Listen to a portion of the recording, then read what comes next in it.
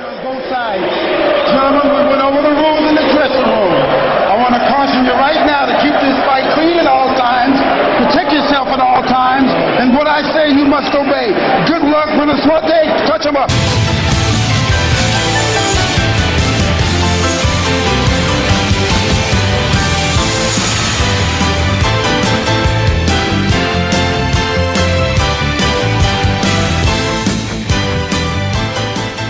Oh my God. It's here. And I'm scared. And my partner in crime, Jeff, is scared. And you should be scared. Because it's time for... Have fun in the Indies. Woo! Anyways, ladies and gentlemen, packed weekend of professional wrestling. Yes. Not gonna lie. Not gonna fucking lie. A little too much. Definitely too much, A little too much. And, you know, I love pro wrestling, but dear God, the overload. Well, what do we have this weekend, Jeff? Okay, so everyone knows Hell in a Cell was yesterday. New Japan had King of Pro Wrestling in the wee hours of the morning for us here in America. And also, good luck finding anything about this, there was a CZW show in Japan as well, I believe. Okay, you see, there's a bright light into all this. The fact that it was actually good quality wrestling. New Japan always delivers. WWE doesn't always deliver on pay-per-view, as we've seen. I enjoy them a lot. A lot of the fans don't. Hell in a Cell was a pretty good show. Yeah. I would say. It was a very solid pay-per-view. Yeah. And that's how you do pay-per-views, in my opinion. And they did it right. They did it with Hell in a Cell, and the Hell in a Cell matches were great. You know, and they waited for people to dive off at the right time. Not everybody... Every single match didn't have somebody diving off the fucking cage.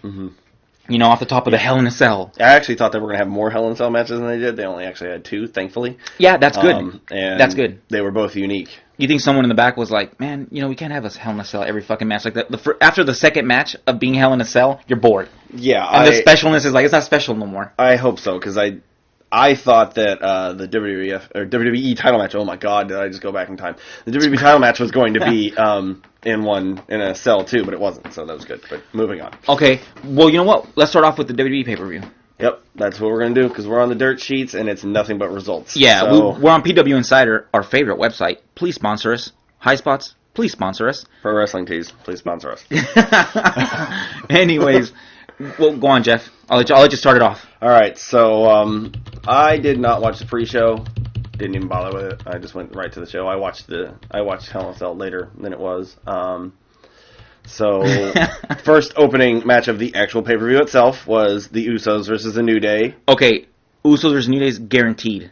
That was, you know, it was a good match. It's carrying the tag division on SmackDown. It was guaranteed to be a good match as they booked it. Those guys are all good wrestlers. It's just that the tag team division gets shit on and gets shit on and gets shit on. And for some reason, someone in the back thinks that fucking pro wrestling fans are idiots, that we can't handle a fucking tag team division or something. Something like that, wait a minute. Two people? They're too stupid. They can't follow that. Oh, we have 4 people in the ring. We can't do that. That's too many. Anyways, it was in a Hell in a Cell, though. I believe that might be the first ever tag team Hell in a Cell. I'm not sure on that. I sincerely doubt that. You're going to get this shit on Twitter watching. People are going to be writing you on Twitter talking about... I don't care. And really. speaking of which, if you have trouble finding Twitter, we got a new handle finally. The handle is at HaveFunOTI. HaveFunOTI. Alrighty. Anyways... It was a good match. I found it good. I was wondering at first if all of New Day was going to be in it or not. Kofi was locked outside the cage. So it was Xavier Woods and Big E versus the Usos. I can't tell them apart. Don't ask me to. Before we continue, ladies and gentlemen, I did not catch the whole show. But my partner Jeff did. So I will be asking questions. I caught it late. I barely caught it myself. It's okay. It was in the wee hours of the morning. I was awake in the wee hours of the morning to try to watch the New Japan show that I could not find. So I watched Hell in a Cell instead. All right, go on. So it was a good match. A lot of creative stuff. I really was kind of apprehensive at first. Why? Because they kept pulling out kendo sticks like mad, but they used them in very unique ways. They got one of the Usos trapped in the corner of the cell by sticking kendo sticks across him. See, I like that. I like how people get creative with stuff. The kendo stick, you can use it, you can hit people with it, but when you start hitting the person like 50 million times with it, and then the kendo stick breaks, and it just looks fucking hokey as fuck sometimes. You know, some of these indie companies, when you see them, it's weird. Yeah, just overuse of it. But it wasn't overused at all, even though I think they had about 10 of them. Still, you could have 20. Yeah, as long as you have creativity. They didn't use them all, so it was a good match. The Usos came out on top. I was actually a little surprised. I figured New Day was going to retain, but Usos are once again your SmackDown. I'm not a big fan of New Day, but goddamn, they're doing the damn thing, aren't they? Yeah, they've got they've got the fans by the balls. Yeah, they buy it. Their shirts sell like a motherfucker. Those guys are going to be in WWE for a while. Oh yeah, they're gonna milk that money for a while. Good on them though. Good on them. Yeah. Next match. The next match that I'm going to talk about was the U.S. Championship Triple Threat that was made Triple Threat last minute by Ty Dillinger convincing Daniel Bryan that he belonged in it because he'd beaten him in the weeks earlier. Baron Corbin was not happy about it, but Baron Corbin never seems to be happy about anything. Yeah. And of course, AJ Styles. AJ cut a great little promo in the back before show or before the match. I believe they had. They did have a match before that after AJ's promo, and it was Orton versus Rusev. Guess who won? Moving on. Thank God. I love Randy Orton. I know you do. I love Randy Orton. That guy is good no matter where he's in the main event, middle of the card, curtain opener. It doesn't matter. He's always putting on fucking good matches. And people get mad that he never loses. He always wins. I noticed it a few years ago when he was just mid-card on SmackDown doing nothing. All I can say is this. All I can say is I'm sorry if fucking Randy Orton's so good that people like Okada rip him off. Moving on. Well, I've thought that too. But anyways, the U.S. title match was good. It was actually my favorite match of the night. You could kind of tell. I don't think Ty Dillinger was planned to be in it from the start because it seemed like after a while he just appeared and really Corbin and AJ were doing I think what they expected to have happen. It was really good. I enjoyed it. Surprise ending as well. Corbin pinned Ty Dillinger to win the U.S. title. Okay, Jeff. We got to go through these quicker. Oh, okay. This shit's insane. Like, we got so much wrestling we got to talk about. There's other stuff I want to talk about, too. Yeah, well, there's only a couple more that I'm going to talk about from the pay-per-view. That's fine. Jinder Mahal won clean. Yeah. The Singh brothers were sent to the back. Jinder Mahal won with the Kvass. Beat Shinsuke Nakamura again. Yeah. See, okay, god damn it. You think, is Shinsuke Nakamura going to be able to recover from this? Are they still going to push him? Or is he going to go the Funaki way? Where he's going to start fucking eating Chinese food and someone's going to come by and be like, oh, it's fucking cat. You know what I mean? And then like a wacky segment Indeed. Yeah, exactly. I don't know. No, honest to God. Nakamura, even if they don't make him a heavyweight champion in the WWE, for God's sakes, keep that guy on the main roster. And for God's sakes, give him some angles. I'm sure you guys paid a hefty contract for him. But he's a good wrestler. And he wants to be there. He is a good wrestler. He gives a lot of credibility to your show. And you know what? I'm sorry, but the fucking fans have something to do with it because if somebody doesn't speak fluent English, they fucking shit their pants and can't pay attention to television anymore. But his song starts to play and the whole crowd's like singing it. Yeah, because the fucking fans are dumb, dude. The fans are dumb. They like the song, and as soon as the song gets old in their head, they're done liking the wrestler. It's the song that's got him, but is Jinder... That's the way I'm going to try to look at it. Is it going to hurt Nakamura so bad that he can't come back from it? We'll only know that if they decide to keep pushing him. Are we supposed to believe that Jinder Mahal is good enough to be beating international superstars that have been IWGP champions? Look, here's the thing. Jinder Mahal might not be the best, storyteller in the ring in terms of putting on matches. However, dude, that guy does have a main event look and a main event feel in the WWE. He really does. He's like Iron Sheik-ish, but modern. Our Twitter's going to blow up from this probably because that was probably the best Jinder match I've seen this year. I wouldn't doubt it. It was really good this year. There was no real interference from the Singh brothers. And dude, I liked it. And you know what, man? The guy plays the main event role right. It's just that once that bell rings, it's fucking hard to watch some of his matches. Yeah. But, dude, in my opinion, the character-wise, they got it going on with that. Well, his character, yeah. He's not the best heel on the mic ever, but... And I'm going to go on a limb and say, you know what, let him keep the belt longer. Because he's had it for a while now. And you know what, I like that. And I hope they let him keep it for a little bit longer. I want Nakamura to be WWE champion because that's going to be like... Well, I'll take that back. Lesnar was IWGP champion and WWE champion. I don't care if I get shit for this or not. That's why I want Nakamura to win it. I don't care if I get shit or not for it, but dude, I don't see Nakamura as a heavyweight champion. I don't see him as a main event guy. I look at him and I don't see main event. He will. I really don't. He will, but it ain't going to be no long thing. It ain't going to be prestigious. It's not going to be remembered. I don't see him as Don't remember Jinder Mahal's longer than they'll remember Nakamura's. When's the last wrestler from Japan that went to WWE that you can remember that championship? Yeah.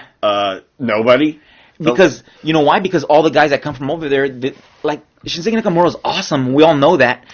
He does not scream WWE main event, dude. He just does it to me. I don't know what it is. It could be, as people like to have a WWE show, but I'm not a WWE show. Sorry if I fucking like the superior product. He's a main event guy, though. He will be champion, but it's not going to be anything great. It's not going to be a memorable championship reign. It's probably not even going to last from one pay-per-view to the other, to be completely honest. But he will win it at least once. Like Bray Wyatt won it this year and had it from one pay-per-view to the other. I don't want to see Shinsuke Nakamura in the main event. I really don't. But if he does make it to it, I'll be incredibly happy. I mean, he is in the main event right now. So. Well, you know what I mean. As a main event player, long-term champion, main event in WrestleMania type stuff. Mm-hmm. I don't want to see him in that. I don't see him as that at all. But if he does make it, I'm not going to be mad. I'm going to be happy that the guy that's worked probably his whole fucking life hella hard in wrestling just to make it somewhere, you know? He deserves to be main event. I just don't see him as a main event guy. To be completely honest, all I want is Shinsuke Nakamura and Hideo Itami at WrestleMania. That's all I actually want. Okay, and here's another thing. Just because fucking you're a hella good wrestler and you deserve to be the main event doesn't mean you get to be the main event. It's just the way it fucking is. And people need to start getting their panties in a bunch when someone they like doesn't get pushed all the way to the top hella fast or doesn't get pushed to the top at all. Because the wrestling business is just like real life. Sometimes it's unfair, and that's what you fucking have to do. I agree with that. If life was fair, if fucking life was fair, Shawn Michaels wouldn't look like he's 20 right now, and Bret Hart looks like he's fucking dying. You understand? It just isn't fair sometimes. No, I kind of feel like Nakamura might be a little bit too soon. That's probably why they're not giving it to him immediately. Because I think it's been less than a year. I mean, his Japan work was insanely badass, but obviously, this is the thing. His ring work's awesome. But what else? You know, his music? Well, that's what's getting him over in the WWE, except for the smart marks that know who the fuck he is. Exactly. Because that's the other thing, and the crowd's full of those nowadays. Yeah. Damn, the crowds are full of smart marks now. No, we're going way too over on...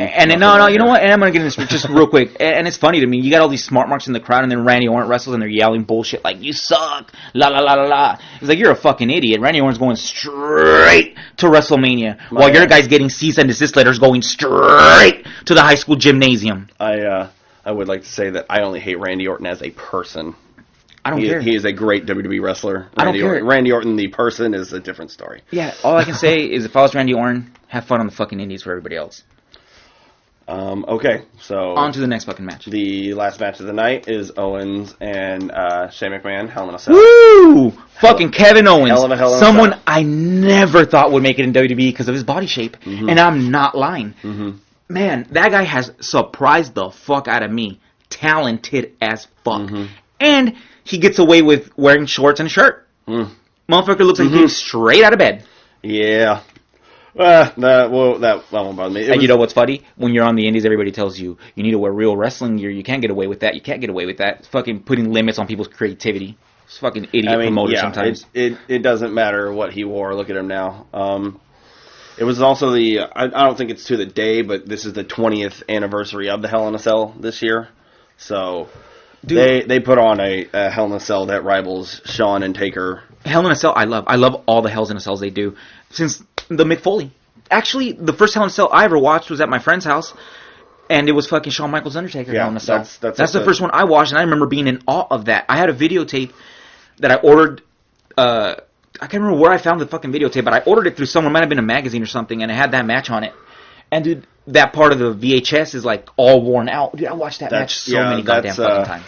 That's top 3 Hell in a Cell matches. And that match, that Shawn Michaels versus Undertaker Hell in a Cell was better than Undertaker Mick Foley Hell in a Cell. Yeah. The only difference is Mick Foley Undertaker Hell in a Cell was more shocking. It has memorable. But dude, Shawn Michaels and Undertaker had like one of the best matches I've ever seen at Hell in a Cell, and I'm not fucking kidding. That's the best Hell in a Cell. It's that one for me, Foley, and then Triple H and See, so when we got this little fucking argument about Indies versus WWE, my thing is, what was better, Shawn Michaels Undertaker Hell in a Cell, or like Kenta Kobashi Misawa, the first one?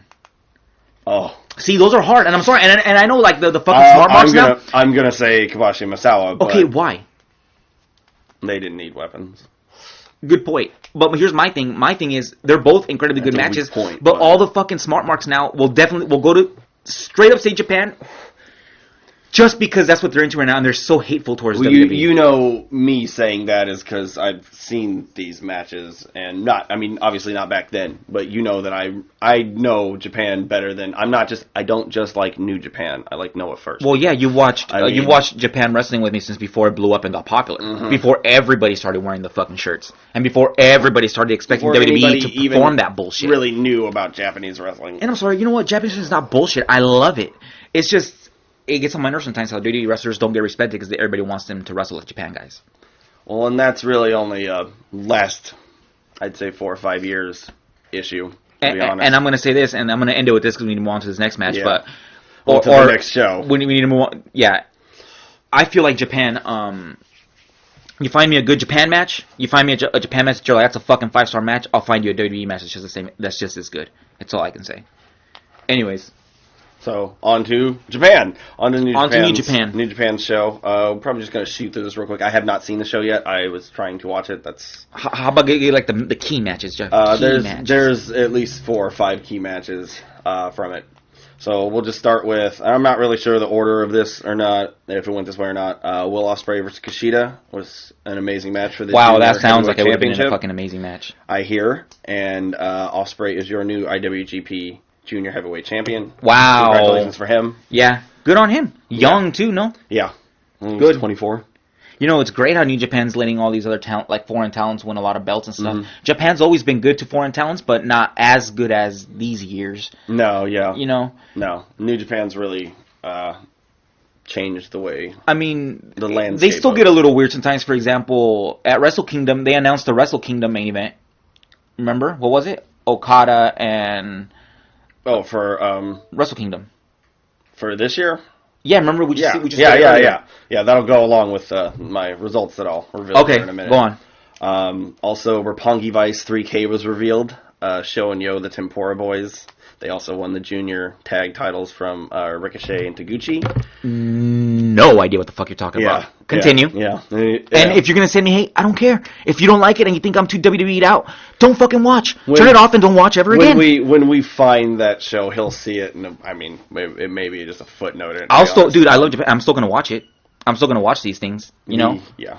The Killer Elite Squad retains. That's all I know. I'm just moving on from there.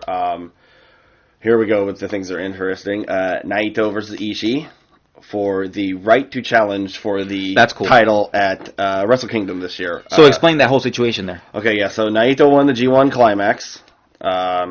So he wins. Which, by the way, was great. Yeah, he wins a contract to challenge at Wrestle Kingdom this year. Just like Kenny Omega won it last year. That's how I'm sure a lot of you people know about the G1 Climax now. Well, Kenny Omega's a bad motherfucker. Yeah. So it was Naito versus Ishii for the right for that contract. I can't wait to see this match. I like Naito versus Ishii. Great. Naito did retain. Oh, okay. So he will be facing Okada at Wrestle Kingdom this year. Cool. It'll be the main event of Wrestle Kingdom 12 this year. That should be very, very interesting. I'll be watching Wrestle Kingdom live if I can. I heard that you're going to be able to order it online.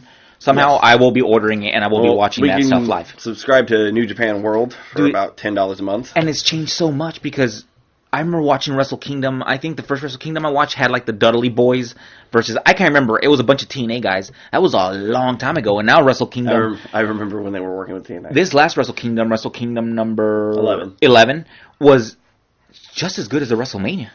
This last Wrestle Kingdom was the biggest thing in all of Japanese wrestling. For it was just the whole show as a whole was just as good as any WWE pay-per-view. It really was one of the best pay-per-views I've seen in a long time. Not trying to be favoring the Indies or anything. It really was match after match was perfect. Every match topped itself. It was awesome. Yeah. So final match for King of Pro Wrestling was Okada versus Evil. Okada won. Okada is now the longest reigning IWGP champion ever. Wow. Good. He's a really fucking good wrestler. Yeah. He's carrying that company on his fucking back. Just sitting there going, I'm not signing with nobody. Nope. I'm not doing any of that shit. I'm staying here and I'm just going to build it and build it and build it. You got to give the guy props. Okada is the man. And the matches. He's the flag bearer. And his matches are insanely badass. Yes. He never disappoints with his fucking matches.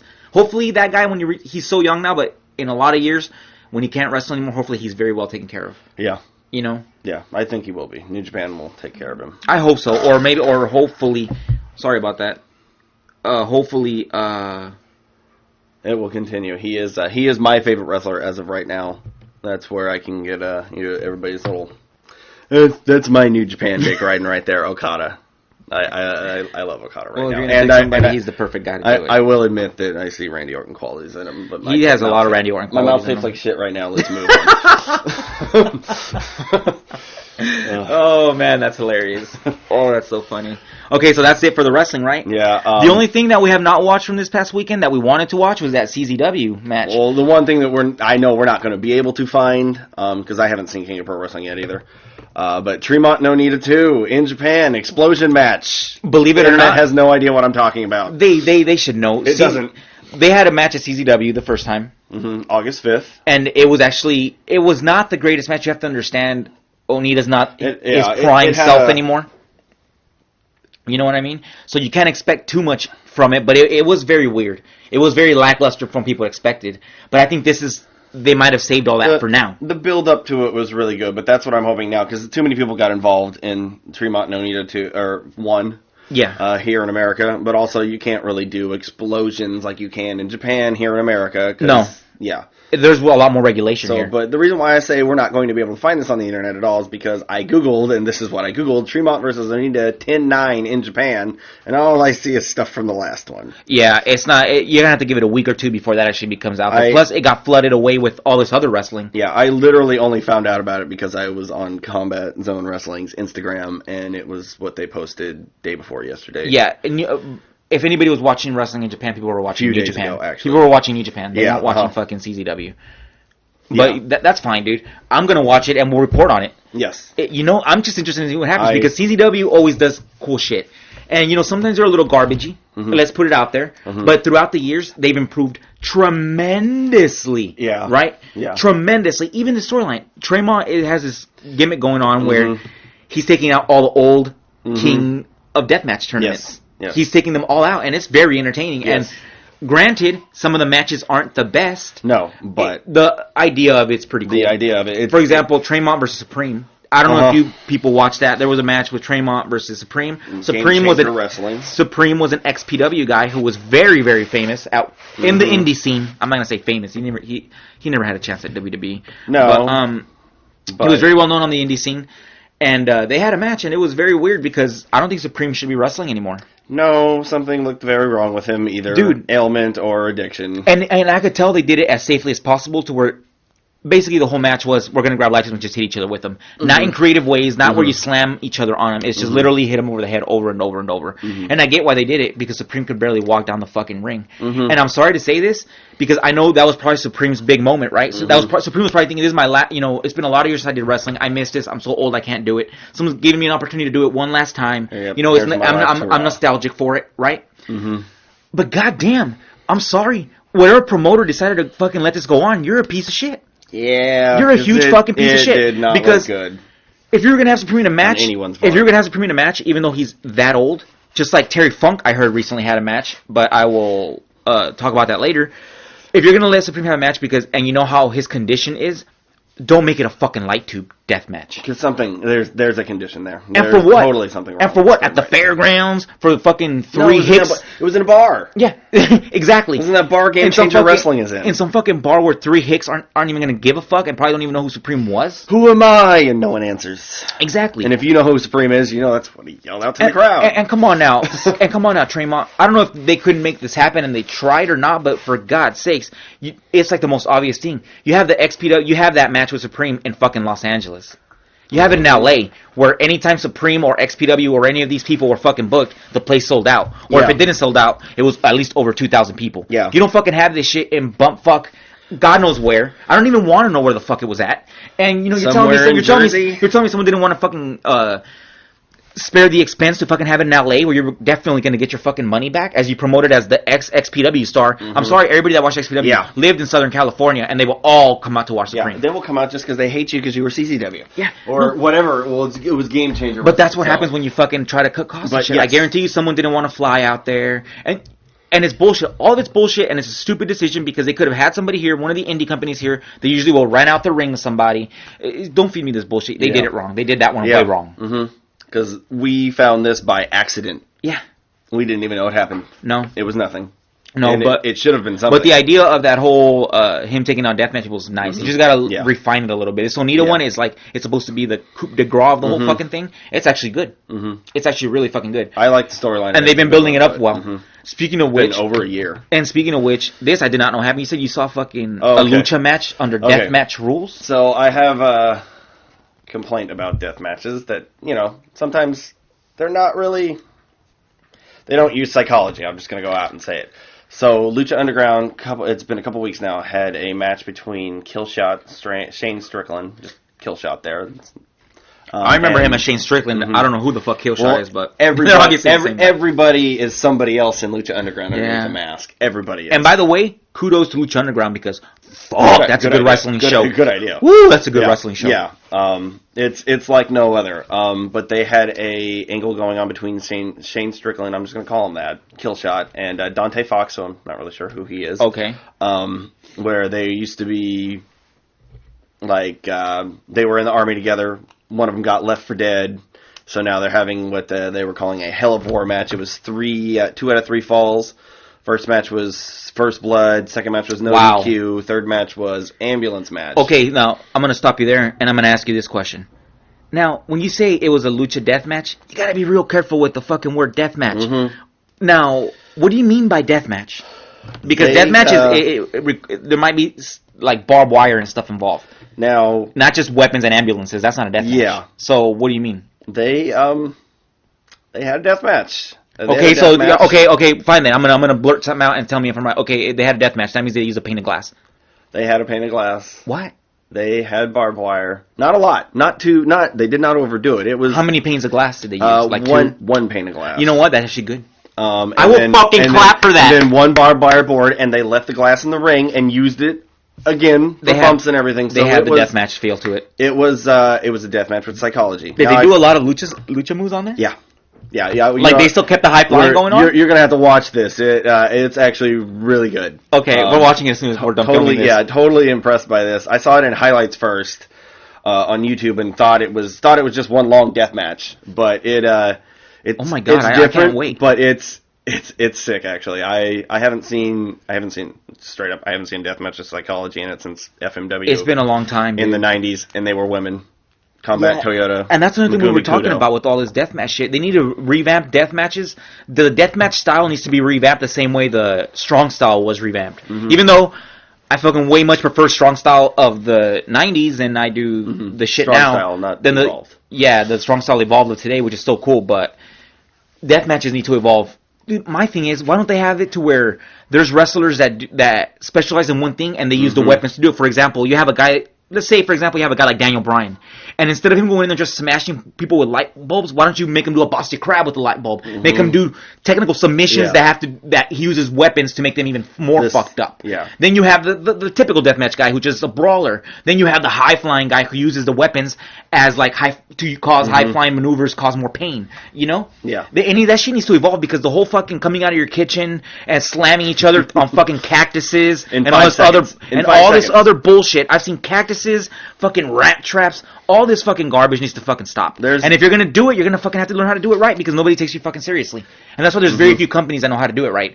XPW, when they had their deathmatch tournaments, it wasn't always like the most great matches, but what was great about the matches is that the first match was an explosion, light bulb, blah, blah, blah, blah, blah match. Like the first match would be like barbed wire and thumbtacks. Then the next match wouldn't have thumbtacks, you know? They would build up to it. Yeah, XPW's death matches were a lot less. I love deathmatch wrestling, but goddamn, let's stop raping it all the time. And you know, deathmatch wrestling is not supposed to be backyard wrestling. Yeah. And the backyard wrestling that I've seen on YouTube is fucking outclassing some deathmatch wrestling I've seen. But different topic, different day. Christ. Yeah, different topic, different day for sure. Yeah. Anyways, ladies and gentlemen, we're 28 minutes in. This is where we take our break. We'll be back in a little bit. WWE for life, ladies and gentlemen. Cease and desist, motherfucker. Bullet Club for life. Cease and desist, motherfucker. Dear God, Jeff, we're back from the goddamn rabbit hole. What the hell did we just do? We just went into this fucking weird tirade where we just started looking up everybody's Twitter numbers. Yeah, we did. And you know what? Shit's a little interesting. Because, and I might get hate for this, I don't care. But it's just telling the truth. Look, it looks like Kenny Omega and New Japan and all these great indie guys that I wish nothing but success to, but everybody says are better, more popular than the WWE guys, this and that. They're not stacking up too well. Not in Twitter followers. Not in Twitter followers are not, and Twitter followers is a big thing in this day and age.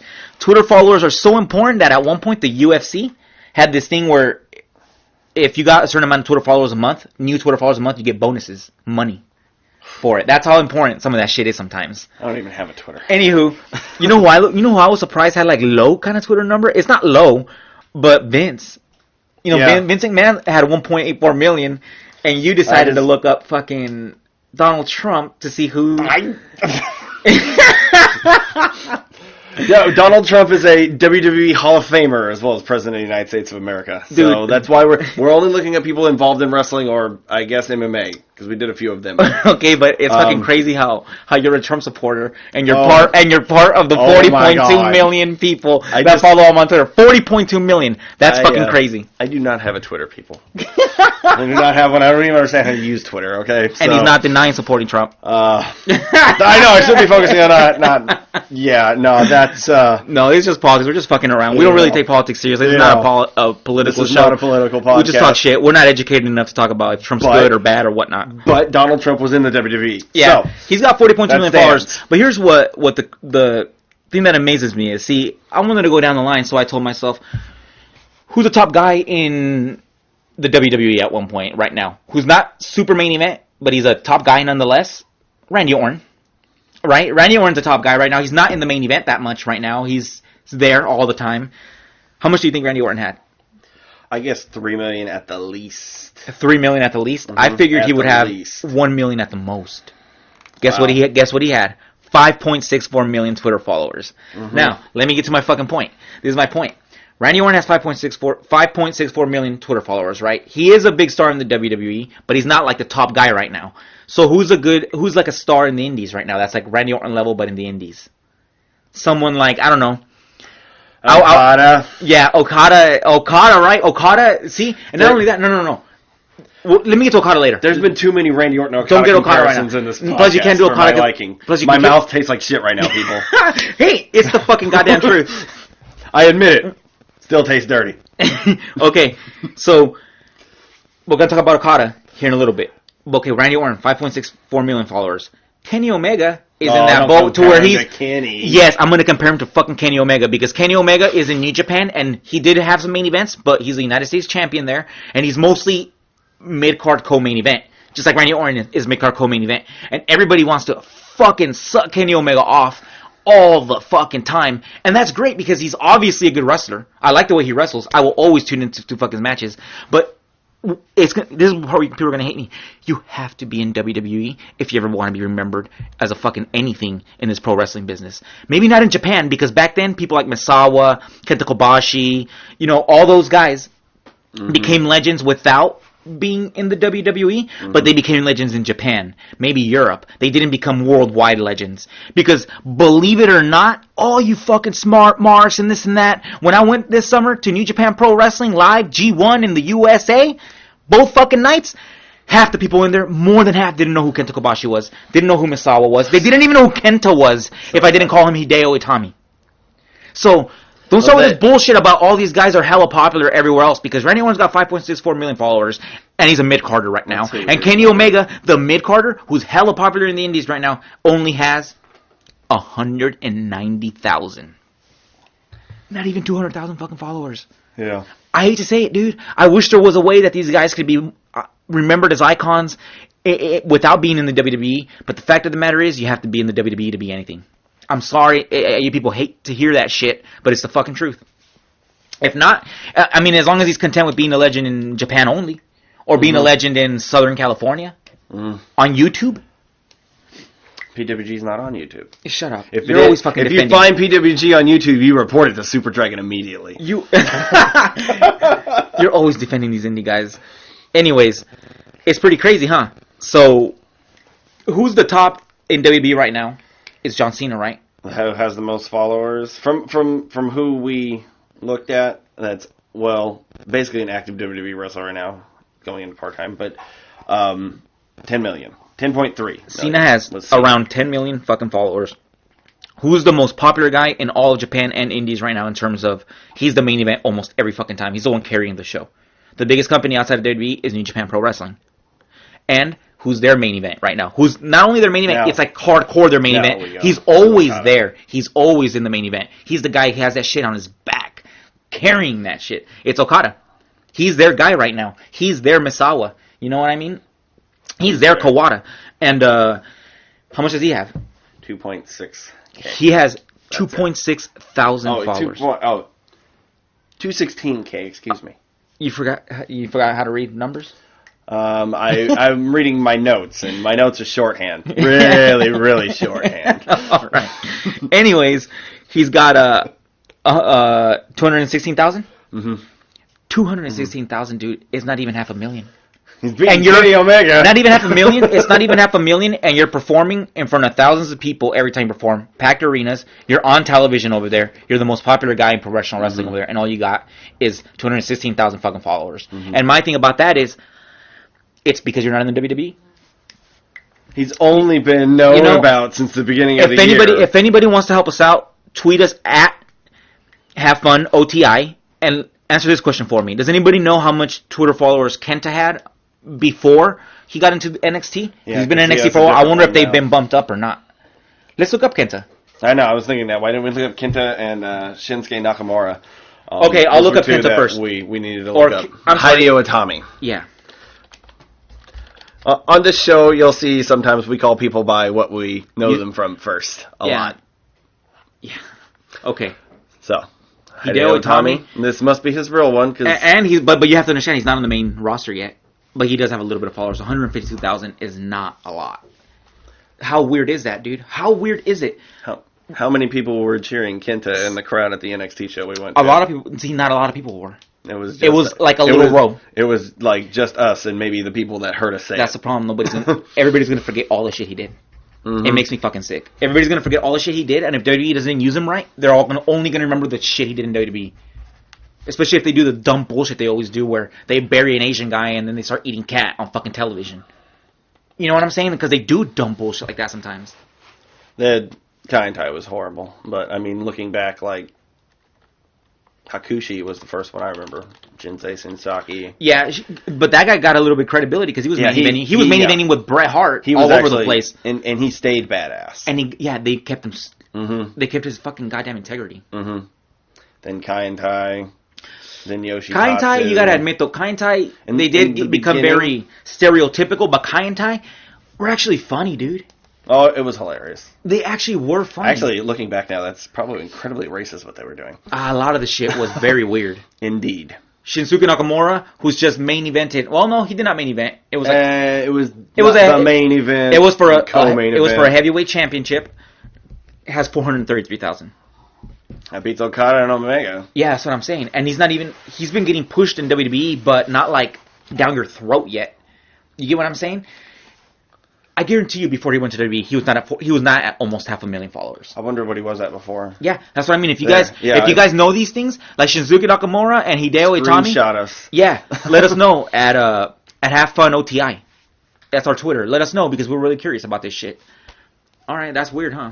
Yeah. Anyways, my point stands is that I'm going to leave it at this. I don't care how much shit people talk about the WWE, and if you want to be remembered in this business, you have to be in the WWE, and that's the way I feel. It's kind of a good question. In order to be remembered in this business, do you have to be in the WWE if you want to be remembered worldwide? Worldwide. Because, dude, I hate to say this, dude, and it pisses me off because all these smart marks think they know everything, but fucking, I get the feeling more people know Doink the fucking Clown than they did Misawa. And I'm not joking. Yeah. Because wrestling fans are fickle bitches a lot of times. Honestly, I hear about Doink the Clown, I think, more often from some random person that finds out I like wrestling than anybody. Like Doink the Clown stuff and Hulk Hogan? Yeah, exactly. Anywho, sorry to fucking bring you people down, but the Indies are great. And I wish all those guys success, but WWE #1, always. I'm depressed. I'm going to harm myself. Yep. I would be too, man. Like, you know what else is crazy about the Indies? Is like, is GFW an indie? I'm dead serious. Would you consider them Goldberg a legend? Okay, you're funny. Okay, All but right. I'm dead serious. Are they an indie, or are they like, or would you consider them like a top company? These days it's hard to tell, huh? Oh, that's a hard question. Do I consider them a top company for the last 7 years? No. I mean, are they still? They're still They on have a cable television. deal. They have a cable deal. Who else has a cable deal? Yeah, you got to give them their props a little bit, no? Who else has a cable deal? Well, I My mean, problem with them is but my problem with them is like they do weird moves. Like one of the fucking weird moves they did was business moves. Yeah, like, do you want to lose money?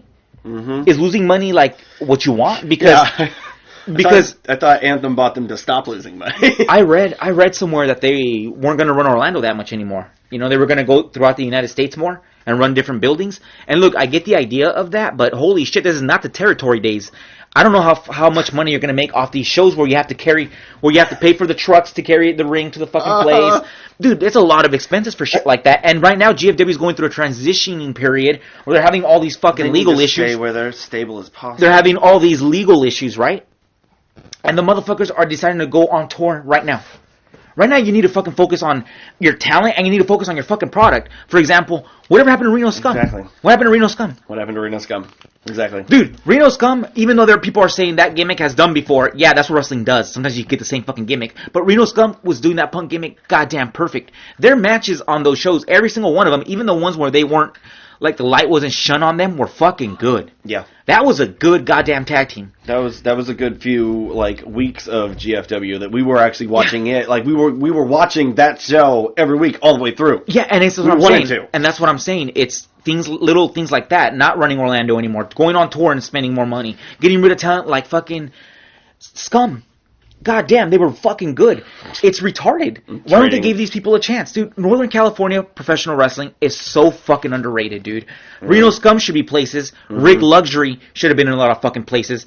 Oliver John should have fucking been fucking places. God damn it. Even fucking, I forgot his goddamn name. APW main event. Drake something. I can't remember his fucking name. At one point, his finisher's a sharpshooter. If I don't remember, I'm sorry. I'll apologize. Even that guy should have been in the fucking somewhere on television that was bigger than just APW. No. What the fuck did you just type on there? Younger buck. Anyways, a lot of those guys should already be on television everywhere, and they're not. And Northern California wrestling gets shit on, and everybody just looks at the Southern California wrestling because it looks closer to Ring of Honor fucking style. You know, Northern California wrestling has that WWE style, but it also has that strong style, dude. They put on hella good matches. APW puts on fucking hella good matches. SPW puts on hella good matches. They're very fucking good companies, and people don't give them fucking no credit. And there's wrestlers there that should have been taken to these big shows, but we never fucking get a chance. People in Northern California never get a fucking chance to make it to the big time, and it's always the Southern California bullshit where fucking people become big there because they're doing drivers all the time, and they're doing Ring of Honor style of fucking professional wrestling. It's weird. It's fucking weird to me. Yeah. Well, where are we going here next? I'll let you choose, Jeffrey. Oh, yeah. I had a great segue when we were going from the Twitter thing to somebody with low Twitter numbers. But this is just random as all hell. Who cares? Hey, guess what? Our shit sometimes isn't organized. You know why? Our shit sometimes isn't organized. You know why? So we might bounce back and forth, and I don't want to get no shit about, oh, you're talking about Twitter, then you move on to a different topic, then you go back to Twitter. Nah, that's the way it fucking happens because that's the way organic conversations happen. We're not going to sit here and fucking plan out this whole fucking thing. Go on. How much Twitter followers do you think New Jack has? Oh, shit. Does anybody know who New Jack is to start with? Because that's something that just came to mind as well.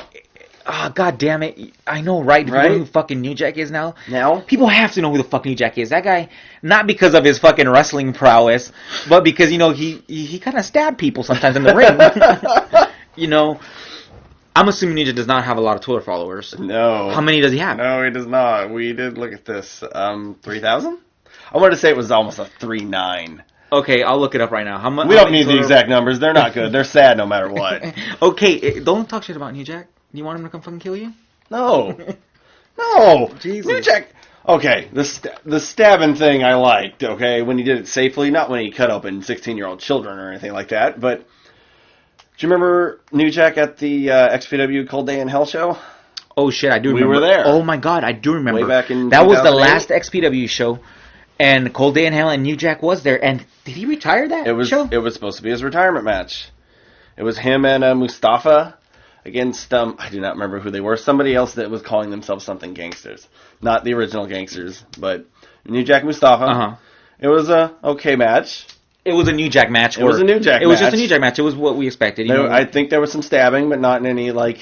Not in any fucking... assault with a deadly weapon way. Yeah, not in any... Someone called the fucking cops. The promoter's running shitless. The wrestler's bleeding in the ring. No, the referee's shit his pants, not knowing what the fuck to do. Not that kind of stabbing. No mass transit or 69-year-old man beating. But he was out there for, God, almost an hour. Repeating the same things over and over again about the promo. Dude, he looked intoxicated. Showing up on the big screen looking intoxicated. He looked intoxicated, and you know what the fucking crazy part is? It's funny, New Jack's reputation, because people were scared of him. And you know how I know people were scared of him? Because he was rambling on, dude, he was talking, okay, the guy's retiring, so it's good, you know, he needs to have a speech for his retirement. He was in the business for a very long time, and even if you don't like the fact that he did certain things, or even if you don't like his wrestling style a lot, he was there a lot, dude, and he helped ECW a lot, and he was one of the cool parts about ECW. I liked New Jack in ECW. So, you know, I know people are scared of him. He developed this reputation, and I know that people are scared because he was getting to do his fucking speech, and his speech, all of a sudden, I look at the clock, dude, because everybody starts looking around. Yeah. And it's 27 minutes in. Going on for a while. It's like 27 minutes in, and he's talking, just like talking stuff. At one point, it stopped making sense. It was just like talking.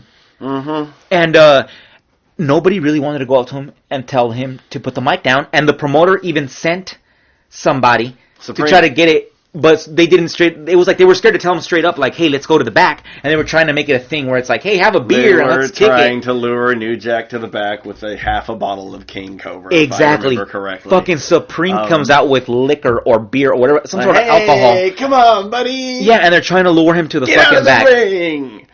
How crazy is that, dude? Come with me. People were too scared to fucking tell that guy to straight up, like, put the mic down. It's time to go to the back. See, let's kill it. Let's go. Here's my thing, though. That was a hindrance for him because. Hey, bud, if I'm the promoter, I don't hire you. I don't hire you. I don't want to book you for that. I mean, I know wrestlers are hard to, you know, I was never a promoter, but I guarantee you it's a bitch to run a wrestling show. It's a bitch to get all these wrestlers under control. And New Jack, but you still have to deal with things. New Jack seems like you just can't deal with him. He's going to do whatever the fuck he wants. No, he does. It's weird. But that's how you handle it. Yeah, and you see, and here's the question too. Like, people talk about, like, he has his reputation because he beat the fuck out of people. So I'm sitting there going, man, New Jack's no longer on the big shows. What if he makes his way to Northern California and we gotta fucking wrestle him? Like, what if I have to wrestle him? What would you do, man? Hey, what would you do if you're my tag team partner and you get to the fucking building and they're like, hardcore match with New Jack? Well, first of all, I don't know what the fuck I'm gonna do. I'm gonna shit my pants and I'm gonna be scared. First of all, I'm a little scared. So can you imagine? So imagine that, dude.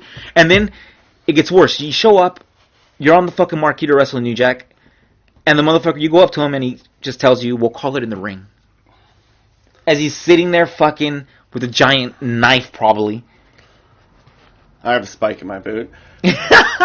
But that has nothing to do with what's going to happen next. I'm going to do what Supreme tried to do to get him out of the ring. Just be like, hey, well, whatever, man, that's cool. Like, you want to go smoke this blunt with me? want to come back to the back and drink? Or after the match, you want to go hang out? Like, what's up? Like, I'm so excited to meet you. You're a legend, Jack. I love what you did to that dumb motherfucker, Vic Grimes. No, what the fuck? That's wrong, dude. What the fuck? I don't want to end up getting thrown. I don't want to end up getting thrown 40 feet off of the scaffold towards the turnbuckle post. Okay. I know, you selfish prick. That was fucked up, dude. Hey, I don't want you to get it done either. This is for both of us. That was fucked up. What he did to fucking Vic Grimes, throwing him off that scaffold like that, dude. Vic Grimes did land on his head years earlier. Oh yeah, that's right. He blind him in one eye and give him brain damage because he changed his mind at the last second. Because Vic Grimes got scared. Damn, that's a good point. But nobody's really right in either of these situations. That could have ended in a horrible fucking tragedy. He almost landed outside the ring. Mm-hmm. I saw, I think it's a Jeremy Borash documentary, Forever Hardcore. Jeremy Borash. It's on YouTube. Yes, Jeremy Borash. The Jeremy Borash. Enough about him. Where New Jack admits that he was attempting to throw Vic Grimes at the pole. Wait a minute. Vic Grimes had gotten tased. Wait. This is at the scaffold match from XPW. I have a raging headache. But wait a minute. He said that he was meaning to throw him on the pole. He admitted that he tased him too much. Vic says to him, "I can't feel my legs, New Jack. I can't feel my legs, Jack." And New Jack goes, "Don't worry, Vic. I got you." I threw that motherfucker at the pole. What the fuck? I Okay, tried that's to throw gotta him be into the ring post. That's gotta be fucking a gimmick because there's no way. I mean, is he being fucking serious? I hope so. Because if he, okay, That's a good way to look at it. God damn it! I hope New Jack doesn't find me. I hope New Jack never finds me and stabs me. But if that's true and he really fucking means that shit, you should never work in professional wrestling again. Hey, I love you, New Jack. Just as long The as fuck are you doing, New you're Jack? not stabbing either You one ain't of trying to us, fucking kill we're people cool. here, man. If But you know, no. See, that is too far. That kind of pisses me off because if it's real, which I'm gonna choose to believe it's the gimmick, but if it's real, it pisses me the fuck off. And where the fuck? See, that's another question. Back to what we talked about on episode 2. I can't remember what fucking episode. Wrestlers don't look after each other. I saw New Jack stab somebody, dude, for reals. Like, I seen him stab somebody in the ring. This guy that looked like an old fucking man who just is used to wrestling, right now. who's just used to wrestling like in the 80s style. And New Jack starts beating the fuck out of him and stabbing him and making him bleed. And none of the fucking boys helped out. God damn it, is this fucking serious? You see somebody start doing that, the whole locker room should have cleared. Fucking Who cares if it's New Jack? Somehow subdue New Jack. There would, with that many fucking wrestlers, there would have been a way to subdue fucking New Jack. Nobody. And they should have beat the fuck out of him. That's not and they okay should have for told him, anybody to "See do. ya, see ya. You're not getting booked." And other promoters who got wind of this bullshit should have said, "See ya. You're not getting booked." Also, if you want to be that fucking violent, either go in the fucking military or go get yourself an MMA fight, a boxing fight, and see how fucking crazy you are there. Yeah. Because that's too much, man. That's too fucking much. It's like, fuck you. I'm never wrestling you. They could tell me, hey, if when I was wrestling, they could have told me, you'll be the main event with New Jack at WrestleMania. Fuck that. I'd rather not do it. Yeah. Not gonna happen. It's too fucking much, man. It's weird. It's Wait. just, that is weird. We still have his Twitter up here, and I'm wondering why I see the Impact logo. He has the Some Impact. back in the day, old Impact. Oh, yeah, when he was in, Yeah. Oh, yeah, guess what? At one point, everyone was For in anybody that Impact. has Roku, or even if you don't have Roku, if you have Pluto TV, there's an Impact channel now. Yeah. And last night I was watching I have it. Pluto. Last night I was fucking watching it. They have a Impact channel. It's like non-stop. Yeah. It's non-stop Impacts, but you know what? I wonder if they're going to show old school Impacts They too. show, yeah. I haven't actually sat and Okay, watched but it. old school Impacts as in like Nashville? Yeah. Let's Nashville see Fairgrounds? Let's see what's on it right Nashville now. Fairgrounds? Yeah, there you go. Exactly what Holy you're asking shit, for. bro. Jerry Lynn and AJ Styles. Oh my live god! Right now. Okay, I was about to talk shit about that channel, but guess what? Now I will not talk shit. They're showing some of the stuff they had in Nashville. Who's in it right now, you said? AJ Styles and Loki? Jerry Lynn and I think Loki. Oh, Jerry Lynn and... Yeah, it's Jerry Lynn. It's Loki. Turn it down. Turn it down, Jeff. You don't want fucking copyright infringement, son. Copyright infringement. That was Mike Tenay. I'm sleepy. It doesn't... Holy shit. Anyways, I recommend you guys check that out. Yeah. Because you'll get a taste of what GFW used to be, and you might appreciate it more. It's just going through a transition period right now. It's just, hopefully it works out, man. Because they were a good company. Yeah, I look to it hopefully coming out better. And you know what? AJ Styles was always a badass worker, right? He was always a badass worker in Ring of Honor before he even got to TNA and all that. But you know what TNA taught AJ Styles? How to be not just a good wrestler, but how to get on the mic. How to be in front of the cameras more. How to like be more... He already had the wrestling down. He just needed to have how to be a WWE star down. He had a place to practice his craft. Yeah. And practice the promos that come with it. Because in Ring of Honor, he didn't always get to practice promos. He was always like, go out there and do a 30-minute fucking match. I don't remember Ring of Honor being about promos in the early days. It wasn't about promos in the early They left days. that up to Punk. They had an angle here and there. You know what I mean? They had an angle here and there. Did you just fucking look up Sabu? Well, you know, it's God, you're still fucking open. ADD. You looked up Sabu, I'm, all right? I'm all over the place. You looked up Sabu's Sabu. Twitter followers. More than New Jack. 19.6K. Holy All right. shit, dude. God damn it. And you he's know, still wrestling in the Indies. I promise I'll be a lot happier next podcast, but this makes me so kind of sad. Like, I looked up to Sabu. And you know what? I looked up to him not just because of his deathmatch shit, but he was like a good wrestler, man. He was a hell of a worker. And you know what's funny? Nobody's going to remember him as that Sabu. Everybody's going to remember him as the fucking Sabu that fucked up in WWE a lot. Yeah. Because WWE has this thing where they can't fucking get wrestlers because they're hella old. You know what I mean? They get these guys when they're hella fucking old. Yeah, I don't know. What do they got left? Sabu was badass. I liked Sabu. Even his barbed wire matches were cool.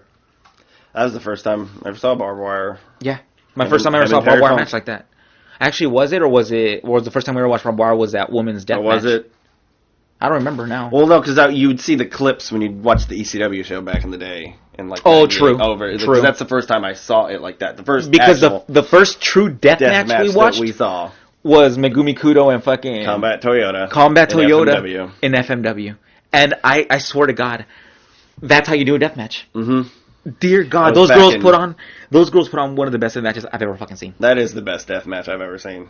It was hands down. I'm chasing that like the freaking white dragon. But look how sad this is, man. Sabu's got 19,000 followers, dude. And look, some people might say, and all those pictures. Some people might say that Sabu, like, I don't know. All I know is, I know what you're doing. Guys like that are legends, and they're not remembered, and like, I don't know, they're just not remembered a lot by people. You're baiting me to say all the horrible things I've said about Sabu in the last few years. Yeah, because you're gonna talk shit because of the shit when he would fuck up. He would fuck up sometimes doing shit, and it was very obvious sometimes when he would mess up. Like one time I saw him put John Cena on a table and then try to smash the table, and the table didn't break, and it was weird, dude. It was like so weird. Looking back, it wasn't just in the WWE. I don't just blame the WWE time. The one thing I do blame the WWE for is when he said the 3-sentence promo that I saw that was sad. Yeah. Nobody would probably remember that, thank God. He just said when they made homicidal, suicidal, and genocidal, and it was kind of whack. Yeah, because some fucking genius in the back was probably like, creative. Everybody talks. Yeah, everybody has to talk. How do you not talk? I come from Days of Our Lives. Like, what are you talking about? I come from Days of Our Lives, and I'm right for Lucha Underground now. Fucking, yeah. Anyways, goddamn, I can't believe you pulled that. That brought back a lot of memories. So random, but it brought back a lot of memories. We're gonna have to talk about Sabu more on a different podcast. We will. Because we're winding down here. We're winding down. We got a good 5 minutes left. All right. 5 minutes left. Also, if you people would tweet us more and stuff about stuff you guys want talked about, give us more topics also. Or to complain to me about. Hey, you know what I heard? I heard What Culture had a big old change with their staff. Yeah. And dude, and what's crazy is isn't What Culture hella popular? Like What Culture Wrestling? Yeah, ridiculously. It's part of the reason I got really drawn back into it as much as I did last year. Man, it reminds me of when OneWrestling.com had all their writers leave, and it was all their main writers like Dave Scherer and Mike Johnson and all those guys. And yeah, it's weird. And now What Culture is going through like the same bullshit. Yeah, that's exactly what. And you know what's even weirder is that the people that are speaking out, they're not really speaking out, but the other people that have worked for that company before, they're saying that the owner of the wrestling section of it is just a fucking dick. Like, they're saying that there's people there who are legit in it because they love wrestling, man. They don't get paid a lot of money. Yeah. So they're in it and writing these articles and publishing this shit on social media because they love it a lot. And that this fucking owner, all he cares about is clicks. You see, and that's a fucking problem, man. When all you care about is fucking clicks, that's a fucking issue. Clicks do matter, especially if you're a business and you want to stay afloat. Yeah. But that shouldn't be the only thing. You shouldn't bastardize the heart of that just for fucking clicks, man. The clicks will come if you have the heart and the passion for it. The clicks will come. Maybe 10 videos to the one video that you want. I hope those guys are super successful. I haven't delved much into it, but I hope it doesn't affect their shows. I haven't. Well, I've seen a lot of people. There's been host changes. There has? I actually haven't watched it in a few weeks since I first saw it happen because of that, and then I heard about this going on, and it's all my favorite guys. It's the Adams, it's Jack. I'm wondering what the show is like now, What Culture Pro Wrestling, because Plumpy was the general manager, and I rather enjoyed that, so I haven't watched it yet. I was going to watch Refuse to Lose. I hope they succeed. Past week. The guys who left, I hope they hella succeed because they all looked like they were into it. They all looked like they liked the business legitimately. They looked like real fans, man. I love Plumpy's opinion. I almost always agreed with him. Okay, so anyways, after we went on these crazy tangents, that was a good second half right there. We had a good second half, ladies and gentlemen. So we're going to end it with this. At the end of every show, I'm going to just give a match that people should probably watch, And here's a match. If you're bored, go grab a beer, grab a blunt, grab whatever you want. And you should probably watch Kenta versus Loki in Ring of Honor, and it was December 2005. It was a very good match. Hideo Itami versus Loki. You'll get a glimpse. If for all you new guys that don't really know Kenta's past, you should watch that match because it'll show you what he was before he got to WWE. You'll have a whole new respect for him. So that'll be the match for tonight. There in the WWE. Awesome show. See you guys next week. Yep, next week. All right, have fun on the Indies.